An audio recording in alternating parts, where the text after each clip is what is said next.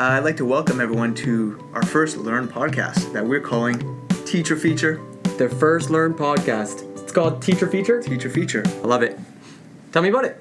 Well, I happen to know there's lots of amazing teachers in English-speaking schools all around the province of Quebec. So I thought it might be fun to tell stories about these teachers, talk to them, and try and figure out what is working really well and how we could grow it all across the province. Growing, I sense that we're going to be talking about maybe gardens, perhaps? You betcha. Now, if you cast your mind back to last May, there was no snow, the buds were starting to grow, and we are starting to get inspired by this idea of school community gardens. Okay, so what'd you do? So I called up a teacher that I had met a couple years ago whose name was Kristen Keyes, and she's a teacher at Parkdale Elementary School with the English Montreal School Board. Kristen is an incredibly dedicated teacher. She works with special needs students and is one of those teachers that are really taking on and leading great initiatives. And what did she say? Thinking about your students, what were some of the benefits of the school community garden? Well, when I think about my past students, I think about how beneficial the school community garden was and still is for our children with ASD, or our children with autism. When I first started, I taught one of the two ASD classes in the EMSB, and I found that finding hands-on and enriching experiences, it was challenging to come by and create, to say the least. And between the support needed, safety concerns, money, planning these creative and active learning experiences, it was tough. And I found myself stuck, often in the physical classroom. Although I had tried a few things on my own, I had bought sunflower seeds at Canadian Tire, and we grew some pretty impressive sunflowers, I still felt like something was missing. Then one day, I was approached by our CLC about a sensory garden. So the learning experiences that took place there were lovely. The students had the opportunity to smell the herbs, feel them, eat them, and ultimately plant them. I found that the level of engagement and excitement was contagious. That sounds really amazing. What is a CLC, though? Sure. Well, what she's referring to is actually a community learning center. And what's important to know is that the community development agent at Parkdale was working with some school community partners who helped set up the garden, because as community partners, they had a vested interest in seeing young people getting hands-on in gardens, knowing more about the environment, learning where food came from. Right, it takes a village. So somebody who represents the CLC went and helped them get their community project off the ground. Well, yeah, they helped them with writing grants, liaising with the partners, and making sure it wasn't just teachers involved. There was also community partners and parents.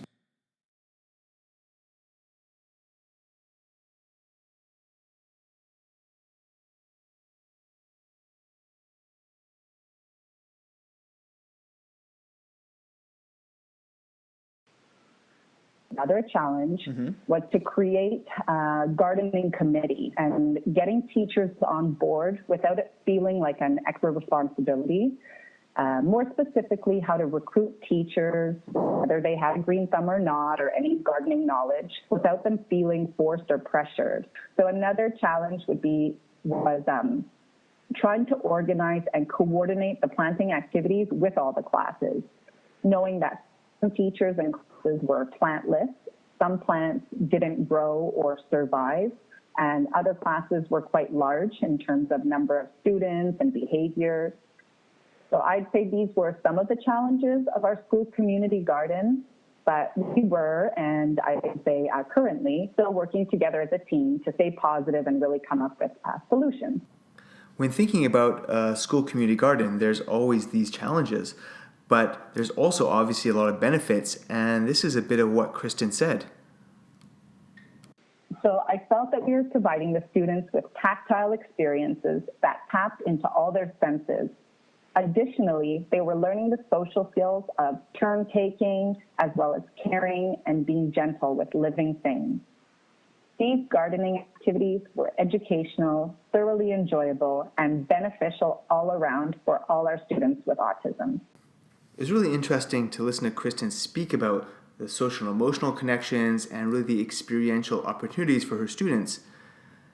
But I asked her about some of the curriculum connections that she was making, and she made some really interesting reflections on how she was teaching science in her classroom before the garden, and some of the experiences that her students were able to have when they got their hands dirty in the garden. So I would say in terms of the science connections, connecting science to the Quebec Education Program, in Cycle 1, the students are to explore the world of science and technology, and more specifically, learn about plant growth and the needs of a plant.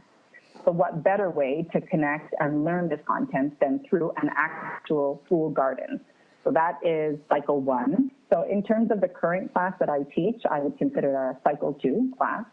So in connecting science to Cycle 2, I thought I was doing a pretty good job in the classroom. I was using pig tag science lessons and videos, which explore scientific concepts using beautiful imagery and detailed videos.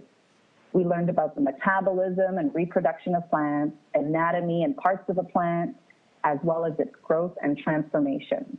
But essentially, I know I was lecturing and showing audio-visual material. So although we all do it, I did learn quickly that there is no comparing the real thing, because the level of retention that took place by having students actively participate in our garden and basically learn by doing, that I would have to say is where the true curriculum connections were made.